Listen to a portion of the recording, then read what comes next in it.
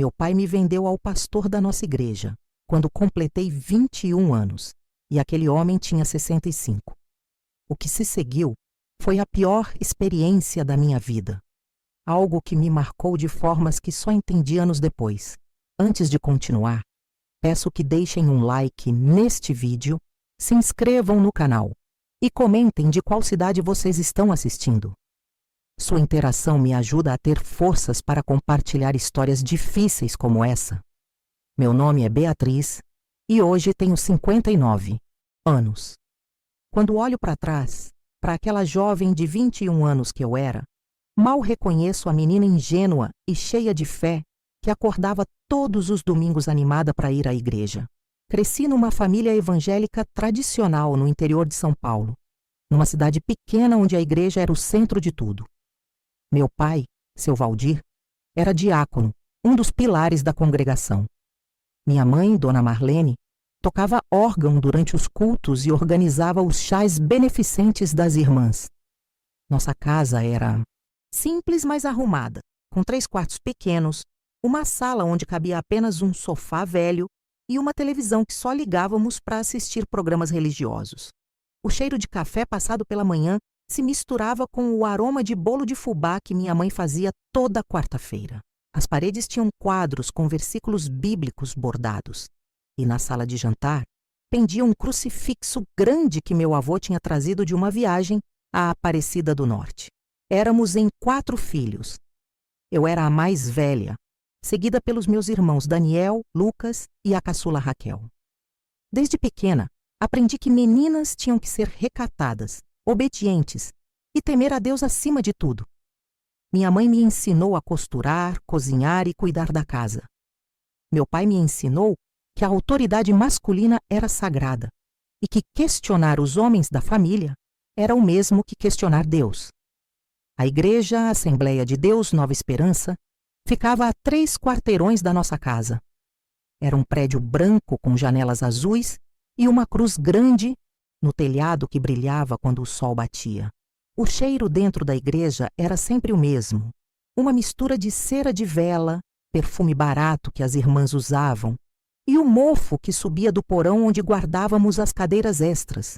Eu adorava aquele lugar. Achava que era a casa de Deus, que ali eu estava protegida de todo o mal do mundo. Pastor Josué liderava a congregação há mais de 20 anos quando nasci. Ele era uma figura imponente, alto e robusto, com cabelos completamente brancos penteados para trás com brilhantina que deixava sua cabeça reluzente sob as luzes da igreja. Usava sempre terno escuro, gravata vermelha e sapatos pretos engraxados até brilhar. Sua voz era profunda e trovejante quando pregava, fazendo as janelas vibrarem quando ele gritava sobre o fogo do inferno e a salvação pela graça. Todos na igreja o reverenciavam. As mulheres baixavam os olhos quando ele passava. Os homens apertavam sua mão com respeito quase servil. Meu pai falava dele como se fosse um enviado direto de Deus, alguém cuja palavra tinha peso de escritura sagrada. Cresci acreditando que pastor Josué era o homem mais santo que eu conheceria na vida. Ele tinha uma esposa, Dona Esther, uma mulher frágil e magra que sempre parecia estar doente.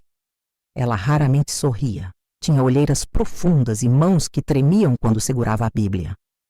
Eu a via nos cultos sentada sempre no mesmo lugar na primeira fileira, olhando para o chão enquanto o marido pregava. As outras irmãs diziam que ela tinha problemas de saúde, que era uma mulher de oração, mas de constituição fraca. Hoje eu me pergunto o que aquela mulher sofreu em silêncio todos aqueles anos. Quando completei 18 anos, comecei a participar mais ativamente das atividades da igreja. Entrei para o grupo de louvor, cantava nos cultos de domingo e quarta-feira. Minha voz não era extraordinária, mas era afinada o suficiente para fazer parte do coral. Também ajudava na escola bíblica infantil aos sábados, ensinando histórias da Bíblia para crianças pequenas que me olhavam com olhos arregalados e bocas abertas. Foi nessa época que pastor Josué começou a me notar de forma diferente. No começo, eram apenas cumprimentos mais demorados após os cultos. Ele segurava minha mão ao me cumprimentar e não soltava imediatamente. seus olhos percorrendo meu rosto com uma intensidade que me deixava desconfortável. Filha Beatriz, ele dizia com aquela voz profunda, você está se tornando uma bela serva do Senhor. Deus tem planos especiais para você. Eu sorria sem jeito e agradecia, achando que eram apenas elogios de um líder espiritual orgulhoso de suas ovelhas. Afinal, eu tinha sido criada para respeitar autoridades, especialmente autoridades religiosas. Questionar um pastor era impensável. Seria o mesmo que questionar a voz de Deus. Ele começou a me chamar para conversas particulares em seu gabinete depois dos cultos. O gabinete era uma sala pequena nos fundos da igreja, com uma mesa de madeira escura, 2 cadeiras e estantes cheias de livros teológicos que pareciam nunca ter sido abertos. Tinha um cheiro forte de fumaça de cigarro, misturado com água de colônia masculina barata. Uma janela pequena dava para o estacionamento vazio da igreja. Nessas conversas, ele falava sobre meu futuro espiritual, sobre como eu tinha um chamado especial de Deus, sobre como precisava me preparar para ser uma esposa temente ao Senhor. Você já tem idade para casar, Beatriz? Ele dizia, seus olhos fixos em mim de uma forma que fazia minha pele arrepiar. Mas não pode ser com qualquer rapaz. Tem que ser com alguém que entenda sua importância, sua pureza. Eu ouvia respeitosamente, sem entender completamente onde aquelas conversas queriam chegar.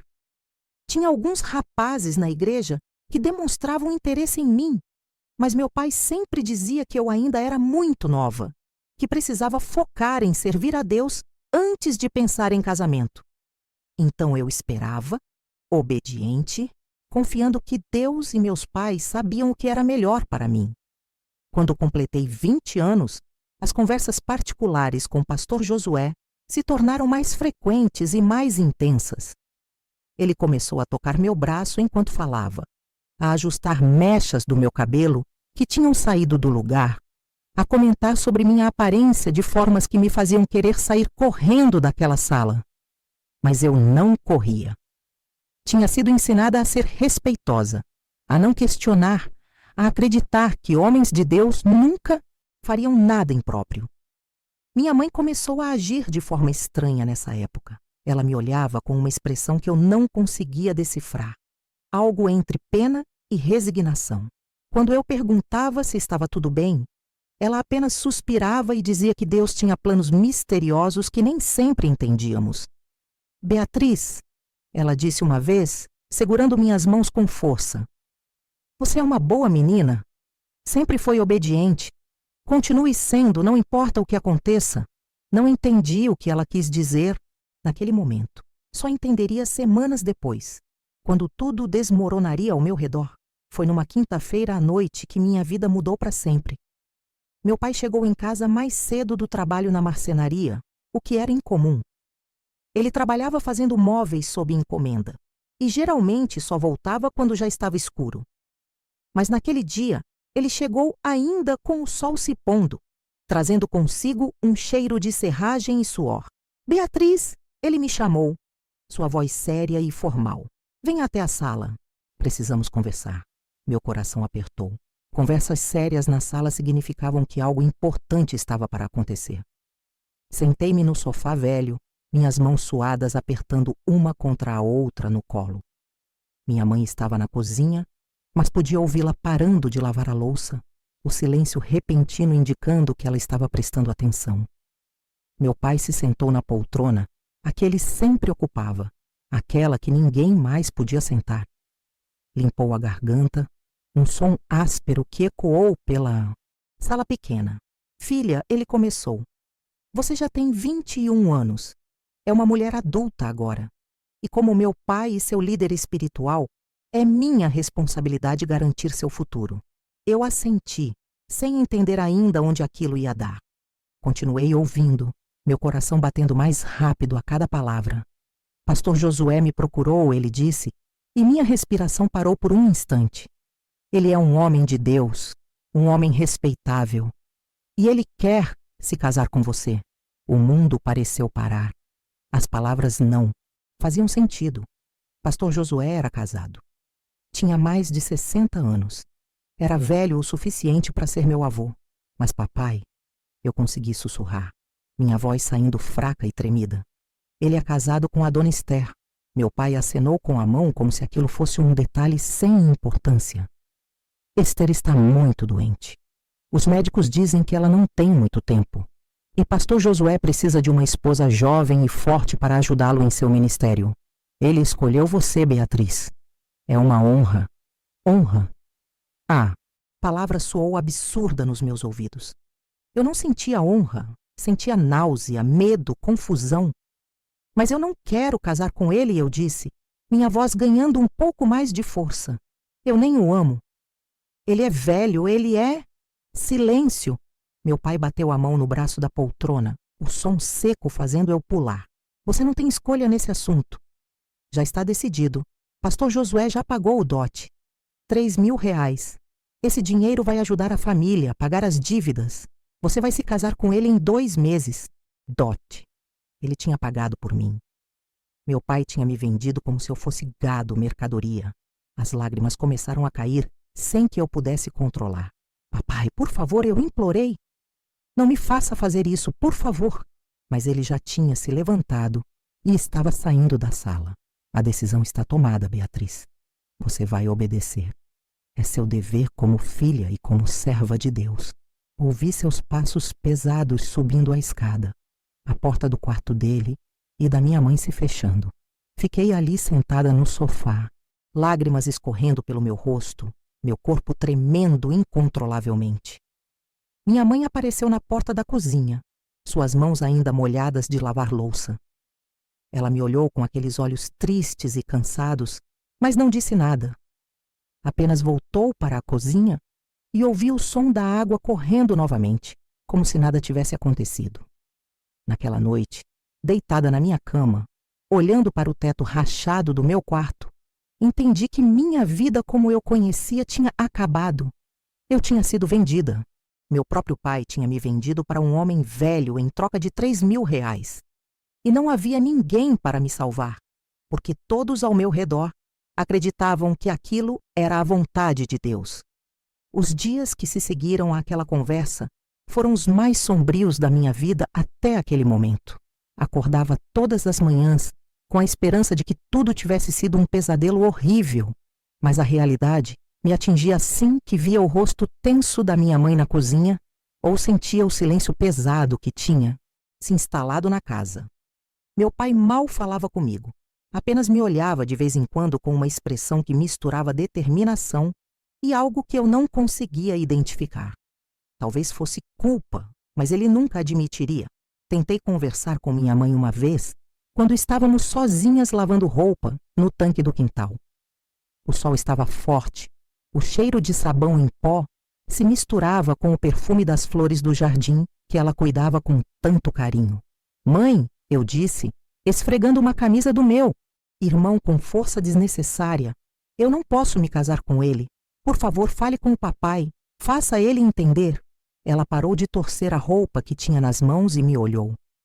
Seus olhos estavam vermelhos, inchados de tanto chorar em silêncio.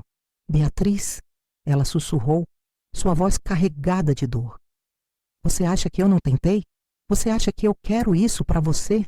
Mas seu pai já decidiu. E nessa casa, a palavra dele é lei. Além disso, ela olhou ao redor como se tivesse medo de ser ouvida. Nós precisamos desse dinheiro. Estamos devendo 3 meses de aluguel. A energia vai ser cortada semana que vem. Seu irmão Lucas precisa de tratamento para os pulmões. Nós não temos escolha. Suas palavras me atingiram como um soco no estômago. Então era isso. Eu estava sendo sacrificada pelas dívidas da família.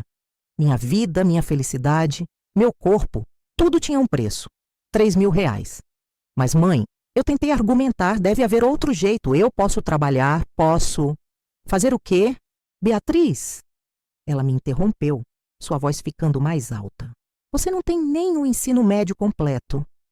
Que trabalho você conseguiria que pagasse o suficiente? E mesmo que conseguisse, demoraria anos para juntar esse dinheiro. Não temos anos! Ela secou as mãos no avental e colocou a mão no meu ombro. Às vezes Deus nos pede sacrifícios que não entendemos.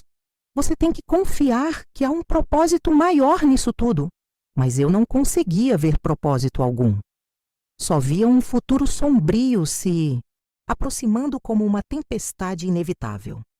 Depois daquela conversa, parei de tentar convencer minha família. Percebi que estava sozinha nisso. No domingo seguinte, tive que ir à igreja. Meu pai insistiu, disse que minha ausência seria notada e causaria comentários. Vesti meu vestido branco de sempre, o que usava para os cultos, mas senti como se estivesse vestindo uma mortalha. O caminho até a igreja parecia mais longo do que nunca, cada passo pesado como chumbo. Quando entramos no templo, todos os olhares se voltaram para mim. Era como se todos já soubessem, como se minha vergonha estivesse estampada na minha testa. As irmãs sussurravam entre si.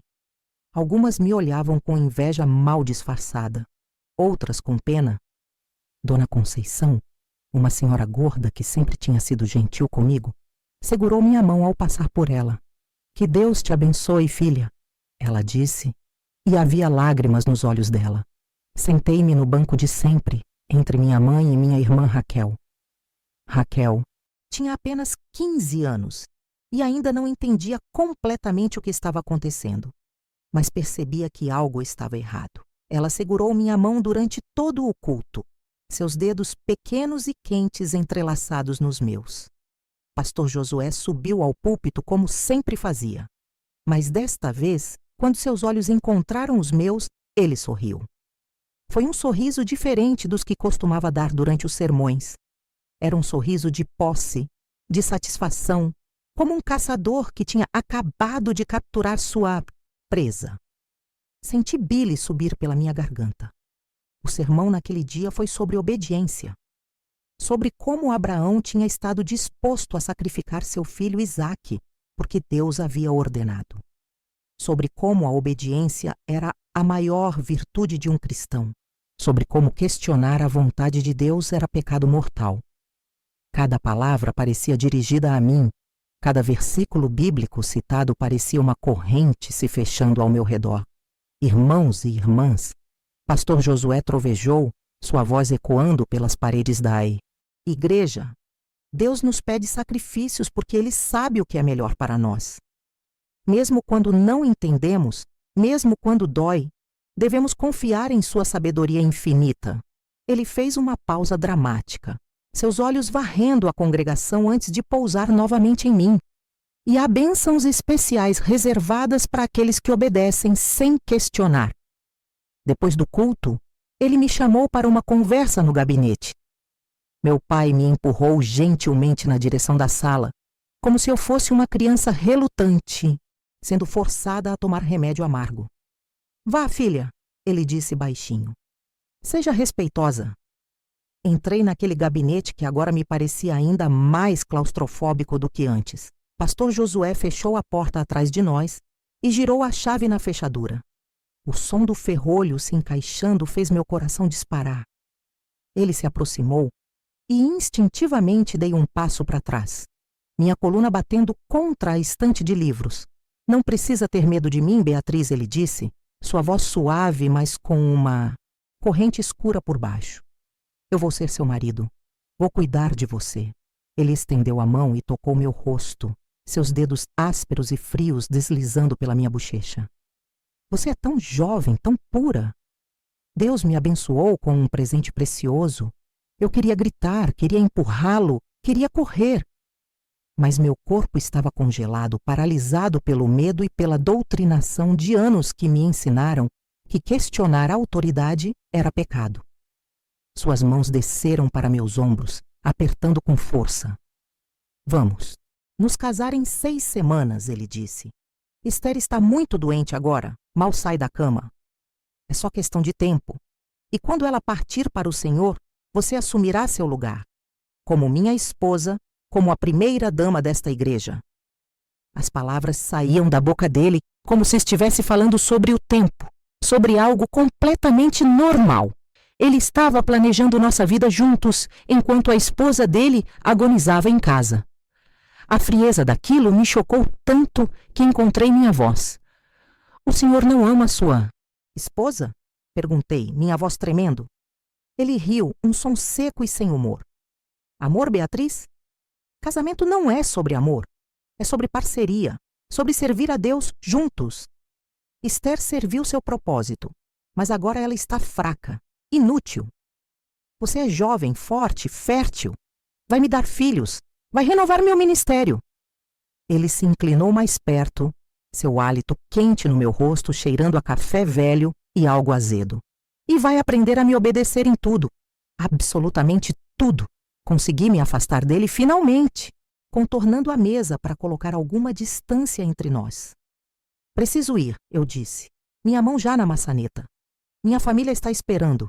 Ele não tentou me impedir, apenas sorriu novamente daquele jeito perturbador. Claro, querida, vá. Mas lembre-se, você já é minha. O dinheiro foi pago, o acordo foi feito. Não há como voltar atrás. Saí daquela sala tremendo da cabeça aos pés. Minha família estava me esperando do lado de fora, junto com várias irmãs da igreja que queriam me parabenizar pelo noivado. Elas me abraçavam, me beijavam, diziam como eu era abençoada por ter sido escolhida por um homem de Deus. Ninguém parecia achar estranho que uma jovem de 21 anos estivesse sendo casada com um homem de 65. Ninguém questionava a rapidez do casamento, ou o fato de que a esposa atual ainda estava viva. Todos apenas aceitavam como vontade divina. As semanas que se seguiram foram um borrão de preparativos forçados. Minha mãe e as irmãs da igreja organizaram tudo: o vestido de noiva simples que seria usado, as flores para a cerimônia, o bolo pequeno que serviria apenas para algumas fotos. Não haveria festa. Pastor Josué tinha decidido assim. Seria uma cerimônia discreta, apenas a família e alguns membros da liderança da igreja. Dona Esther morreu 3 semanas antes do casamento marcado. Disseram que foi pneumonia, que ela tinha ficado fraca demais para lutar. Mas quando fui ao velório e vi seu corpo no caixão, magro demais, com hematomas nos braços que ninguém explicou, me perguntei se ela realmente tinha morrido de doença ou de algo muito pior. Seus olhos estavam fechados, mas mesmo na morte, seu rosto mantinha aquela expressão de sofrimento permanente. Pastor Josué chorou no funeral. Fez um discurso emocionado sobre como Esther tinha sido uma esposa dedicada por 40 anos. Mas depois, quando todos já tinham ido embora, eu o vi conversando com meu pai nos fundos da igreja, os dois rindo de algo, como se não tivessem acabado de enterrar uma mulher. Com Esther morta, não havia mais impedimento. O casamento foi marcado para 2 semanas depois, mal dando tempo para o luto apropriado. Mas ninguém na igreja pareceu achar isso inadequado. Afinal, pastor Josué precisava de uma esposa para cuidar dele, e eu era a escolhida. Na noite antes do casamento, deitada na minha cama pela última vez, olhei para o quarto onde tinha crescido. As paredes com papel de parede florido descascando. A cômoda, velha com espelho rachado onde guardava minhas poucas roupas. A janela por onde sempre olhava as estrelas sonhando com um futuro diferente. Tudo aquilo ia ficar para trás. No dia seguinte eu me tornaria a esposa do pastor Josué. Mudaria para a casa dele, dormiria na mesma cama onde Dona Esther tinha morrido. Chorei a noite inteira, abafando os soluços no travesseiro para não acordar minha irmã que dormia na cama ao lado. Pensei em fugir, em simplesmente sair pela janela e correr para longe daquela cidade, daquela igreja, daquela família que me tinha vendido. Mas para onde eu iria? Não tinha dinheiro, não tinha educação, não conhecia ninguém fora dali. E mesmo que fugisse, eles me encontrariam. Meu pai me encontraria. Então fiquei. Fiquei porque não via outra saída. Fiquei porque tinha sido ensinada a vida inteira que fugir dos problemas era covardia. Fiquei porque ainda havia uma parte de mim que acreditava que talvez, apenas talvez, aquilo realmente fosse a vontade de Deus e eu simplesmente não entendia o propósito ainda. Como eu estava errada. Como eu pagaria caro por aquela obediência cega. O dia do casamento amanheceu cinzento, com nuvens pesadas ameaçando chuva. Minha mãe entrou no meu quarto cedo, trazendo uma bandeja com café e pão, mas eu não conseguia comer. Meu estômago estava embrulhado, minha garganta fechada. Ela sentou na beirada da cama e passou a mão nos meus cabelos como fazia quando eu era criança e estava doente. Vai ficar tudo bem, filha, ela disse, mas sua voz tremia e seus olhos estavam vermelhos de novo. Você vai ver. Deus cuida dos seus. Mas eu não sentia que Deus estava cuidando de mim. Sentia que Ele tinha me abandonado, me jogado aos lobos disfarçados de pastores. O vestido de noiva era simples, branco, com mangas compridas e gola alta como mandava a tradição da igreja. O tecido era áspero contra minha pele, e quando olhei no espelho, não reconheci a menina pálida que me encarava de volta. Meus olhos estavam fundos, sem vida, e meu rosto estava magro demais. Tinha perdido peso nas últimas semanas, incapaz de comer direito com a ansiedade consumindo meu estômago. As irmãs da igreja vieram me ajudar a me arrumar. Dona Conceição prendeu meu cabelo num coque apertado. Irmã Valdete me maquiou levemente, apenas um pouco de pó e batom rosa claro. Você está linda, elas diziam, mas o tom era mais de pena do que de alegria genuína. Algumas sabiam.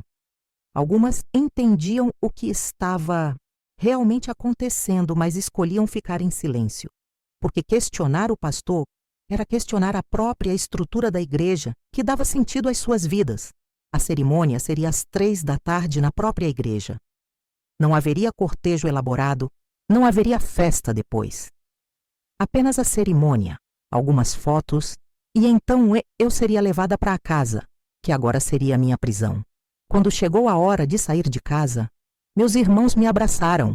Daniel, o mais velho depois de mim, segurou minhas mãos e sussurrou: Me desculpe, Pia.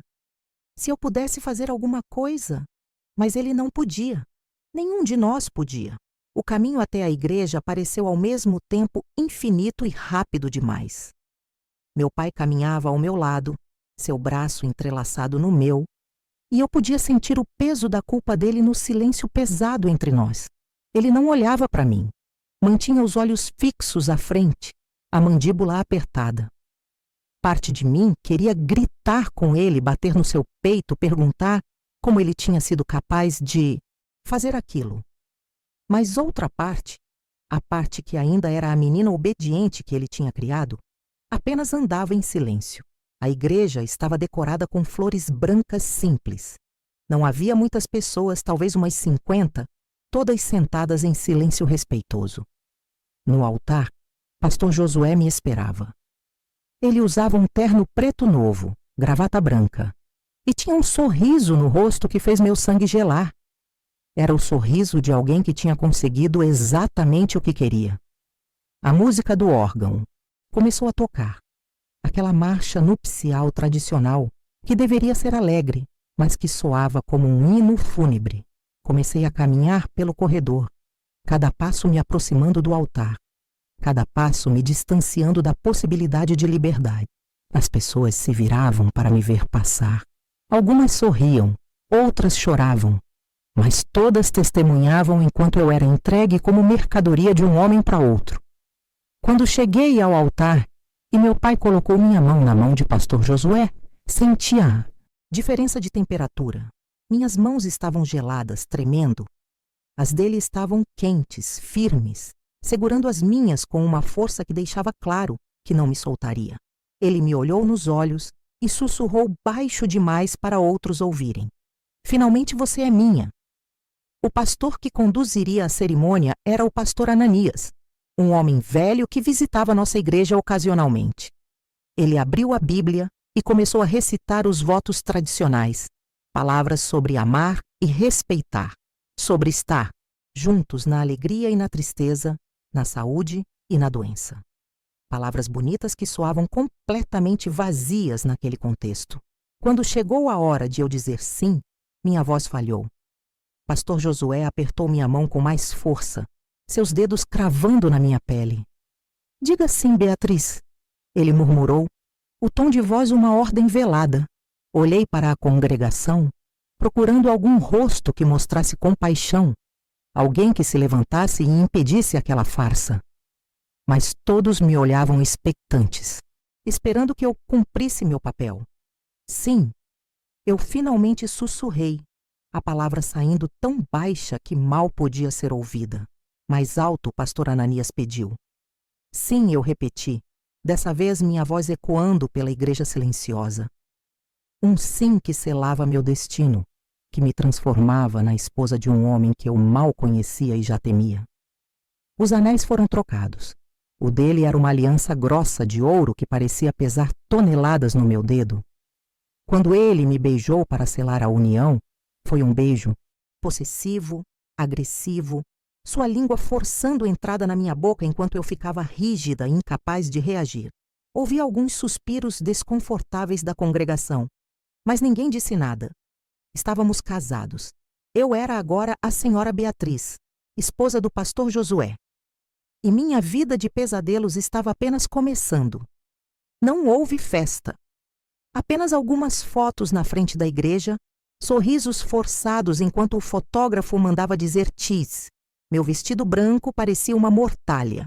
Meu buquê de flores brancas parecia um arranjo de funeral.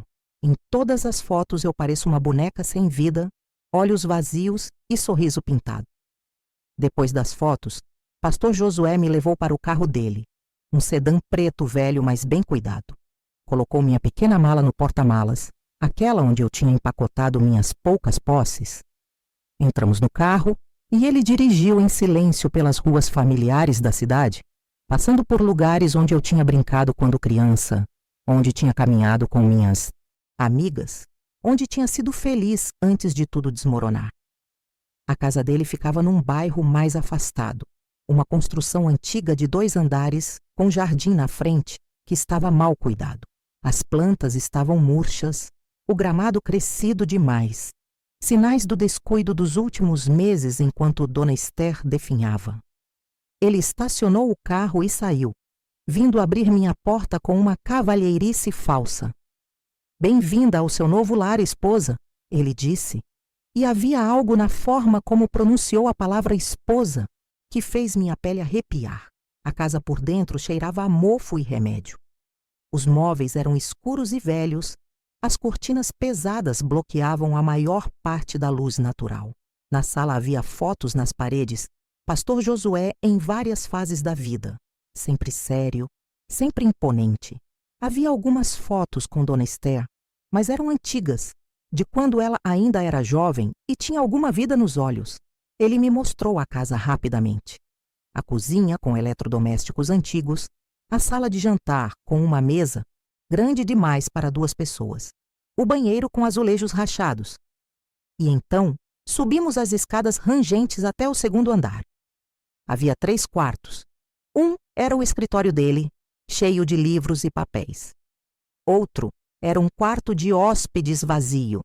E o terceiro era o quarto principal, o quarto dele, onde eu agora dormiria.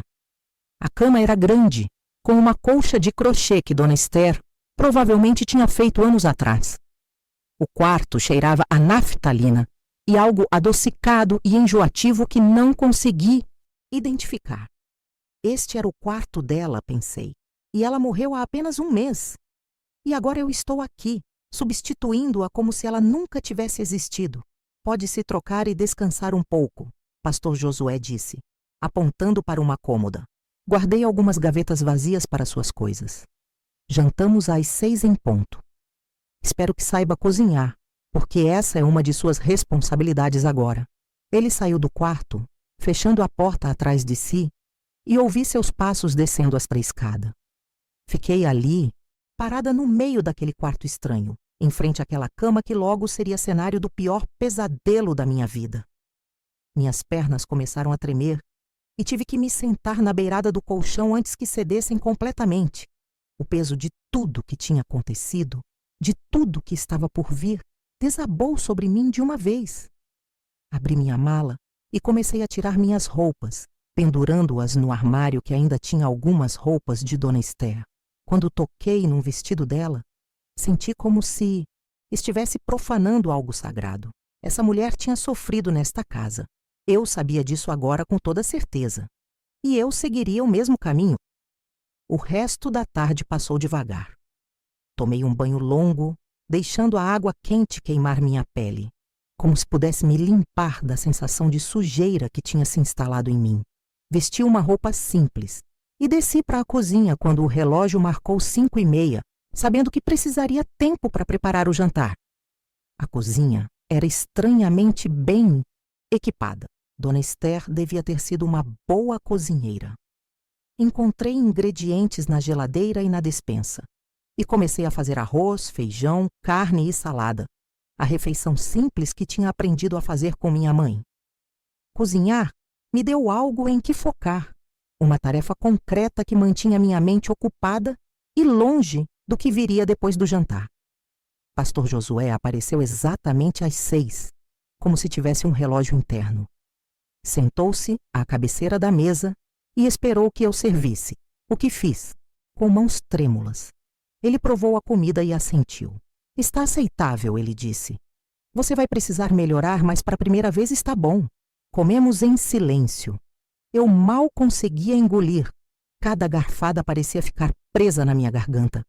Ele comia normalmente, como se fosse apenas mais um jantar comum, como se não tivesse acabado de se casar com uma menina 44 anos mais nova que ele. Depois do jantar, ele fumou um cigarro na varanda enquanto eu lavava a louça. Podia vê-lo, pela janela da cozinha, a brasa do cigarro brilhando no escuro que tinha caído. Quando terminei de lavar tudo e estava secando as mãos no pano de prato, ouvi seus passos voltando para dentro. Está na hora de subir, ele disse. 2 palavras simples que carregavam todo o peso do que estava por vir. Meu coração começou a bater tão forte que achei que fosse sair do peito. Minhas mãos ficaram suadas, minhas pernas fracas. Mas subi aquelas escadas atrás dele, porque o que mais eu poderia fazer? O que aconteceu naquela primeira noite é algo que, mesmo depois de tantos anos, ainda me custa colocar em palavras. Quando entramos no quarto, Pastor Josué trancou a porta atrás de nós. O som da chave girando na fechadura ecoou no quarto silencioso, como uma sentença final. Ele começou a tirar o paletó lentamente, seus olhos nunca saindo de mim, e eu fiquei ali parada, congelada, sem saber o que fazer. Tire a roupa, ele ordenou, sua voz calma, mas firme. Eu hesitei, meus braços cruzados sobre o peito, num gesto instintivo de proteção. Ele franziu a testa. Beatriz, você é minha esposa agora. Perante Deus e os homens, não me faça repetir. Com as mãos tremendo descontroladamente, comecei a tirar minha blusa. Cada peça de roupa que removia parecia levar um pedaço da minha dignidade junto. Quando fiquei apenas de roupa íntima, ele fez um gesto circular com o dedo indicando que eu deveria continuar. Tudo, ele disse. O que se seguiu foi brutal. Não houve gentileza, não houve cuidado com o fato de que eu era virgem, de que aquela era a minha primeira vez. Ele me usou como se eu fosse um objeto, algo que ele tinha comprado, e agora tinha direito de usar como bem entendesse. Cada toque era possessivo, cada movimento era violento. Tentei me desconectar, ir para outro lugar mentalmente, mas a dor era intensa demais para ignorar. Quando finalmente acabou, ele rolou para o lado da cama e simplesmente pegou no sono, roncando alto. Eu fiquei ali deitada, meu corpo dolorido, manchas de sangue na colcha de crochê de Dona Esther, lágrimas silenciosas escorrendo pelo meu rosto e molhando o travesseiro. Aquela seria minha vida agora. Aquilo era o casamento que meu pai tinha arranjado para mim. Os dias que se seguiram estabeleceram um padrão terrível. Eu acordava cedo, preparava o café da manhã, limpava a casa, preparava o almoço. Pastor Josué saía para suas atividades na igreja, e eu ficava sozinha naquela casa grande e silenciosa que mais parecia uma prisão. À tarde ele voltava, esperando que o jantar estivesse pronto e a casa impecável.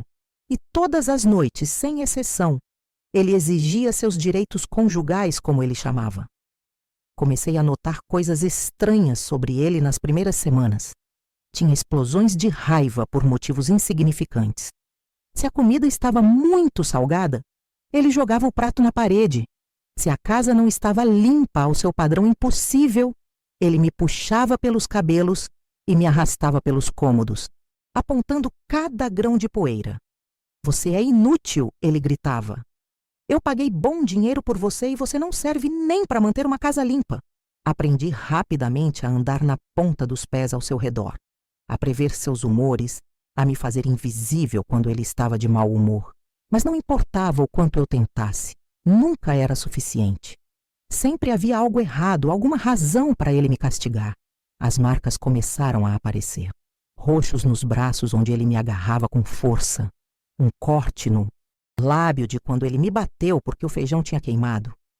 Uma costela rachada de quando me empurrou escada abaixo porque eu tinha questionado por que ele precisava de tanto dinheiro da igreja para gastos pessoais. Tentei esconder as marcas quando ia à igreja aos domingos. Usava mangas compridas mesmo no calor. Maquiagem pesada para cobrir os hematomas no rosto. Mas algumas irmãs percebiam. Via nos olhos delas que sabiam, mas nenhuma disse nada. Na cultura daquela igreja, o que acontecia entre marido e mulher era privado, sagrado. Uma esposa devia submissão absoluta ao marido. E questionar isso era questionar a ordem estabelecida por Deus.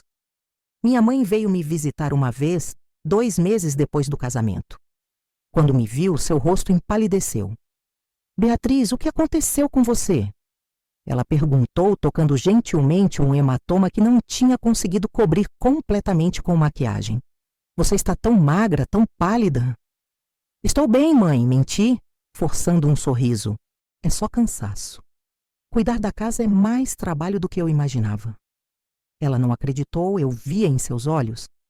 Mas o que ela poderia fazer? Já tinha feito sua escolha quando permitiu que meu pai me vendesse. Quando ela foi embora, chorando baixinho, soube que não poderia contar com minha família. Estava completamente sozinha. As coisas pioraram quando engravidei. Descobri no 3º mês de casamento, quando a falta da menstruação e as náuseas matinais se tornaram impossíveis de ignorar. Quando contei a pastor Josué, ele sorriu, mas não era um sorriso de alegria paterna. Era um sorriso de satisfação, como se eu tivesse finalmente servido meu propósito principal. Bom, ele disse, um filho vai te manter ocupada e obediente. A gravidez foi horrível. Eu enjoava constantemente, mal conseguia segurar comida no estômago, mas ainda assim era obrigada a manter todas as minhas responsabilidades da casa. Pastor Josué não tinha paciência com minha fraqueza, como ele chamava.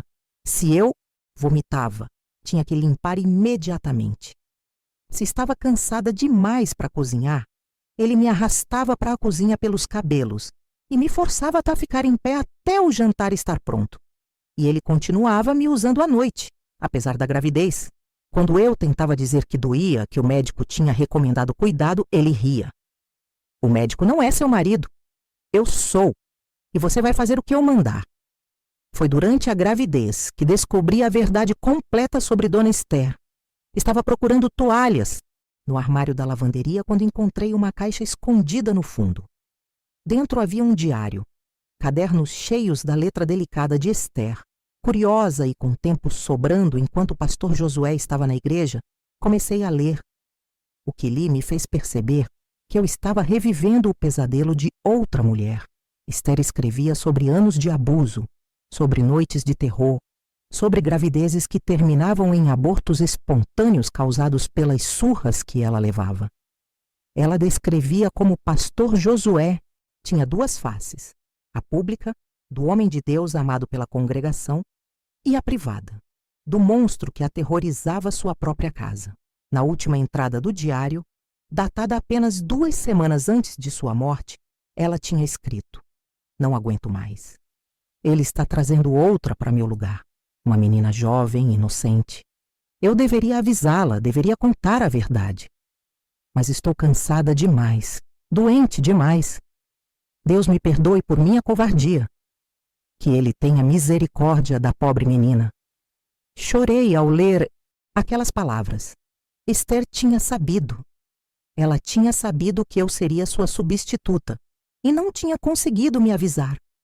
Ou talvez ela tivesse tentado, naqueles olhares tristes que me dava antes de morrer, naquela expressão de pena que eu não tinha entendido na época. Escondi o diário de volta, mas o conhecimento daquelas palavras me assombrava. Eu não era a primeira. Não seria tratada diferente. Pastor Josué tinha um padrão e eu estava simplesmente repetindo o ciclo que Esther tinha vivido por 40 anos. Perdi o bebê no 5º mês de gravidez. Foi numa noite depois de uma discussão particularmente violenta. Eu tinha ousado sugerir que precisávamos de dinheiro para comprar coisas para o bebê que estava chegando. E ele explodiu. Me acusou de ser gananciosa, de só pensar em dinheiro, de ser uma esposa terrível. A surra que se seguiu foi a pior até então. Acordei no meio da noite com dores lancinantes e sangue encharcando o colchão. Pastor Josué me levou ao hospital. Mas na frente dos médicos e enfermeiras, ele representava o marido preocupado e amoroso.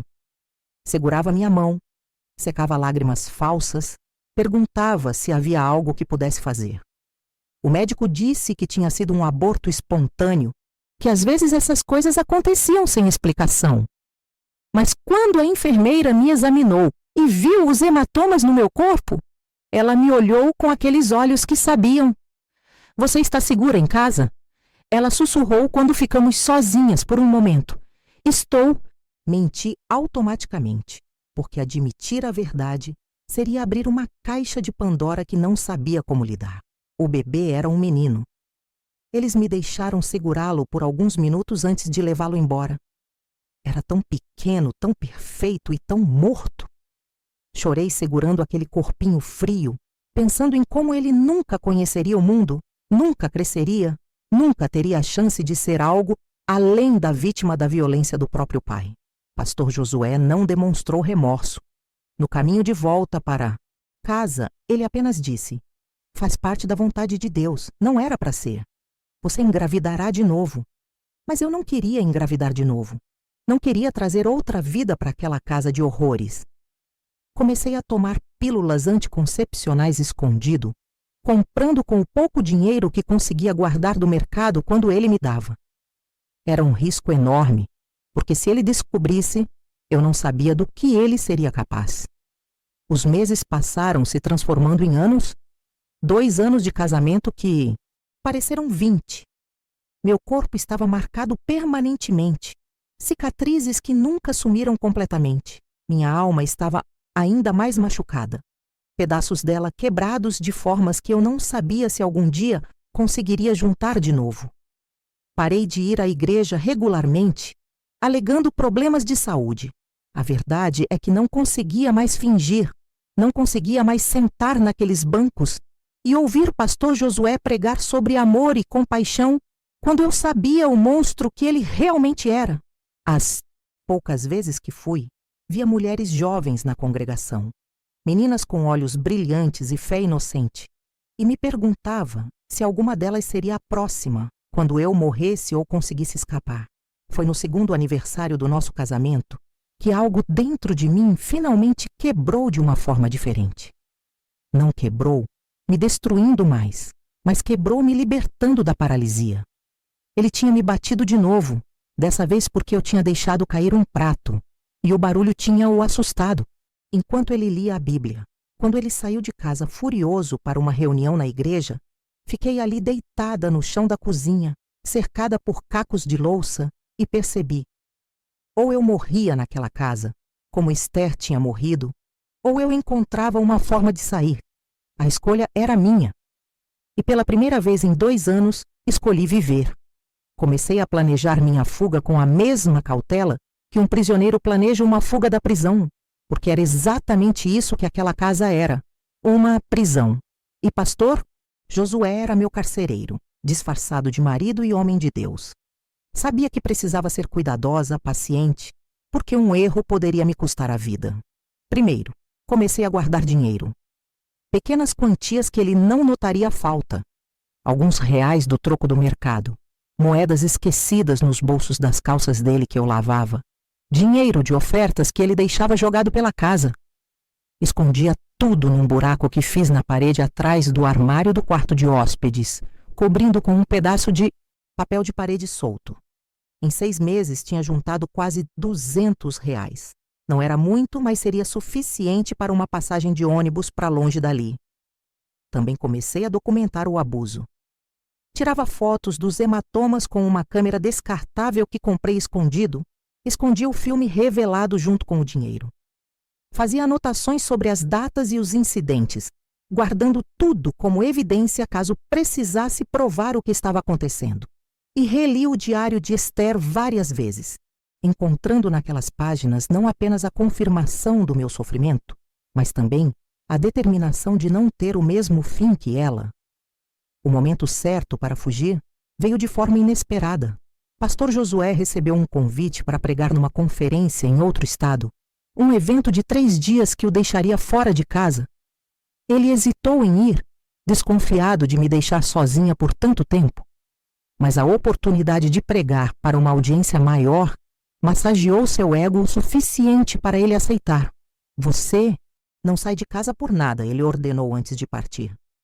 Nada de visitas, nada de telefonemas. Vou ligar todos os dias para verificar. E Deus me ajude se você fizer alguma besteira. Assenti submissamente, baixando os olhos como ele esperava, mas meu coração batia acelerado com a perspectiva da liberdade que se aproximava. No momento em que vi o carro dele desaparecer na esquina, corri para o quarto de hóspedes e peguei meu dinheiro guardado, as fotos, as anotações. Coloquei tudo numa mochila pequena junto com algumas roupas e documentos. Minha certidão de nascimento, que encontrei trancada numa gaveta do escritório dele, minha carteira de identidade. Também levei o diário de Esther. Aquela mulher merecia que sua história fosse contada, que seu sofrimento não fosse esquecido. Não levei quase nada mais. Nada daquela casa me pertencia realmente, e eu não queria nenhuma lembrança daquele pesadelo. Saí pela porta da frente pela última vez, olhei para trás uma única vez, para aquela casa onde tinha sido tão infeliz, e então comecei a caminhar. Fui até a rodoviária a pé, mesmo sendo longe, porque não queria arriscar pegar ônibus local onde alguém pudesse me reconhecer e contar ao pastor Josué. Meus pés doíam quando finalmente cheguei, mas a dor era bem-vinda. Era a dor da liberdade, não do abuso. Comprei uma passagem para São Paulo, capital. Era uma cidade grande o suficiente para me perder, longe o suficiente para recomeçar. O ônibus sairia em 2 horas. Passei esse tempo escondida no banheiro da rodoviária, com medo de que alguém me visse e denunciasse. Cada minuto parecia uma eternidade, cada barulho me fazia pular. Quando finalmente entrei naquele ônibus e ele começou a se mover, saindo da cidade, deixando para trás tudo o que eu conhecia, comecei a chorar. Não era um choro de tristeza, mas de alívio. Pela primeira vez em 2 anos, estava fazendo uma escolha por mim mesma. Estava escolhendo viver. Chegar em São Paulo foi assustador e libertador ao mesmo tempo. A cidade era imensa, barulhenta, caótica. Milhões de pessoas correndo para todos os lados, ninguém prestando atenção em mim. Pela primeira vez, minha insignificância era uma bênção. Eu era apenas mais uma entre milhões, e isso significava que pastor Josué nunca me encontraria. Procurei ajuda numa organização que auxiliava mulheres vítimas de violência doméstica. Uma assistente social chamada Sandra me atendeu e quando mostrei as fotos, as anotações, contei minha história. Ela chorou junto comigo. Você foi muito corajosa em sair, ela disse, segurando minhas mãos. Muitas mulheres nunca conseguem dar esse passo. A organização me ajudou a encontrar um abrigo temporário, um lugar seguro, onde mulheres como eu podiam ficar enquanto reconstruíam suas vidas.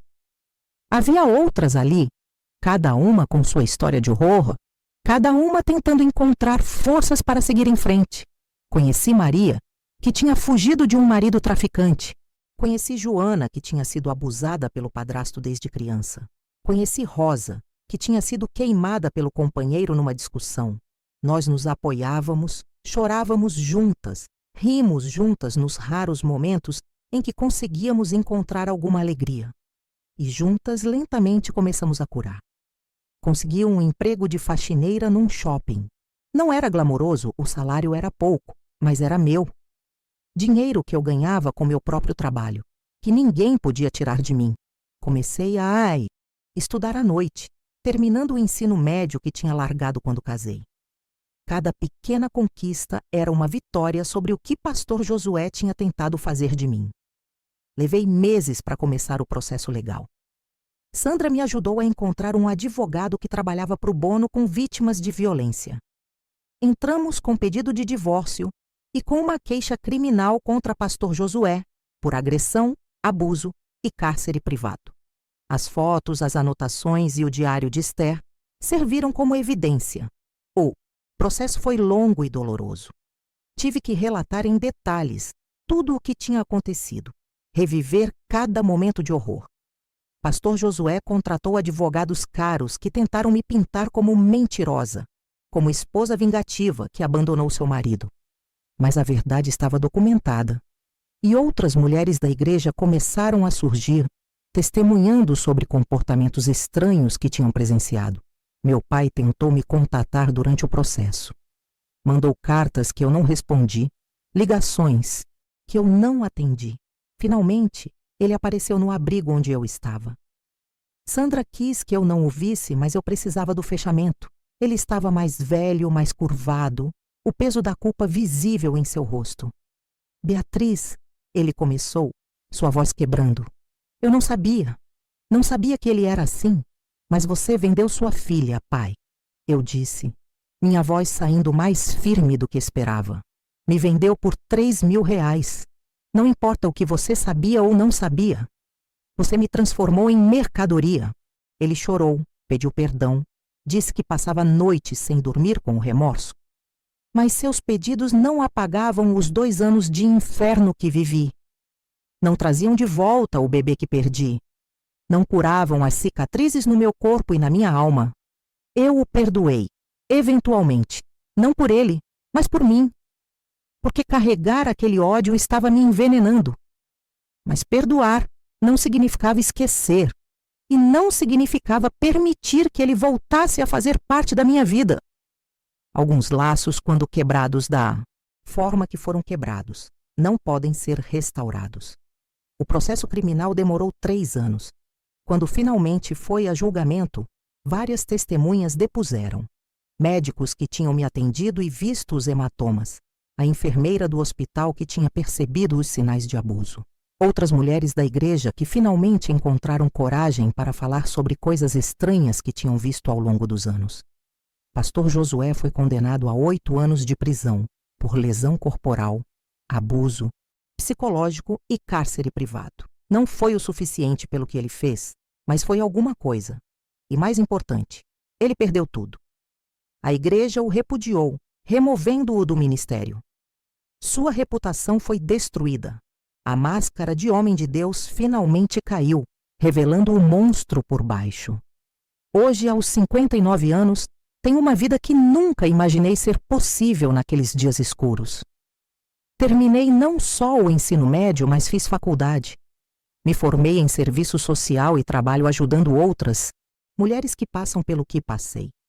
É uma forma de transformar minha dor em propósito, meu trauma em força para ajudar outras. Conheci um homem bom, o Paulo, que trabalha na mesma organização que eu.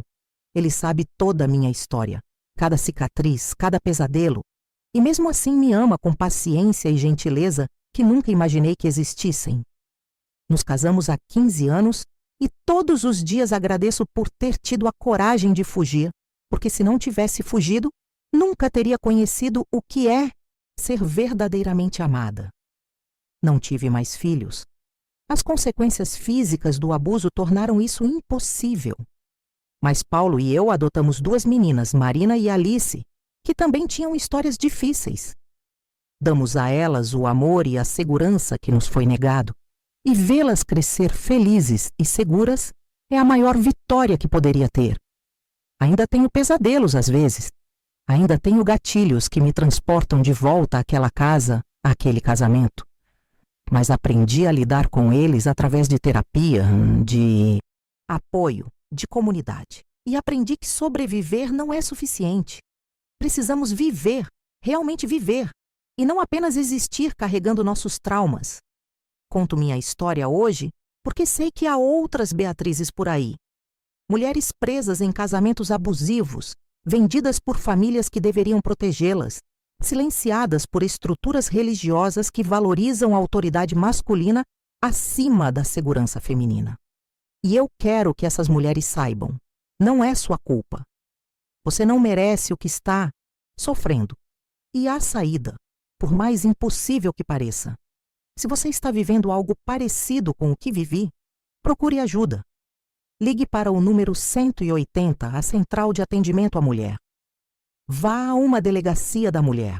Procure organizações que ajudam vítimas de violência doméstica. Você não está sozinha. Há pessoas que querem ajudar, que vão acreditar em você, que vão te apoiar. E se você conhece alguém que está passando por isso, não fique em silêncio. Não seja cúmplice através da omissão. Ofereça ajuda, seja o apoio que aquela pessoa precisa. Às vezes, uma única voz dizendo você não merece isso, você merece melhor, pode ser o que salva uma vida. Minha história não teve o final totalmente feliz dos contos de fadas. Carrego cicatrizes que nunca vão sumir completamente. Perdi anos da minha vida, perdi a chance de ser mãe biológica, perdi partes de mim que nunca vou recuperar. Mas sobrevivi, reconstruí, e hoje sou mais forte do que o trauma que tentou me destruir. Esta foi minha história. Obrigada por me ouvirem até o fim. E lembrem-se, a autoridade religiosa não justifica abuso. Casamento não é prisão, e nenhuma mulher deve ser vendida por nenhuma quantia, por nenhuma razão. Cada vida tem valor, cada mulher merece dignidade, e cada sobrevivente merece a chance de viver, não apenas sobreviver. Se minha história pode ajudar uma única pessoa a encontrar coragem para sair, para buscar ajuda, para escolher viver, então cada palavra dolorosa que tive que reviver para contá-la valeu a pena. Porque no fim, não é sobre o que nos acontece, mas sobre o que fazemos com o que nos acontece. E eu escolhi transformar minha dor em propósito, meu sofrimento em força, minha história em esperança para outras. E você, onde quer que esteja, também pode fazer essa escolha. A vida depois do trauma é possível. A cura é possível. A felicidade é possível. Acredite nisso, como eu aprendi a acreditar, um dia difícil de cada vez.